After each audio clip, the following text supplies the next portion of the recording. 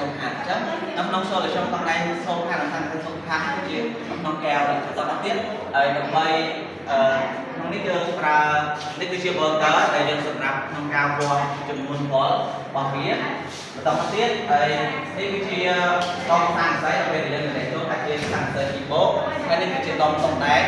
ដែលចាបាទអញ្ចឹងហើយពេលសាំងស្អីដល់ខាងចូលបន្តទៀតនេះគឺជាមានសាំងស្អីសូមខាងដែរតែជាខាងចឹងក្នុងនេះគឺជានៅពេលដែលយើងនេះគឺយើងសម្រាប់ការនេះសម្រាប់ការអត់ចឹងសាំងស្អីវាឲ្យពីអេឡិចត្រូនថាជាសាំងស្អីហើយពីបោកមកពីអេឡិចត្រូនដល់ពេលតែនេះឯណោះហើយចូលយើងបោកទៅលក្ខណៈមកវល់វាមានណាស់នេះជាជំនាញយើងបោកចឹងបោកវាមកវិញតែតបវល់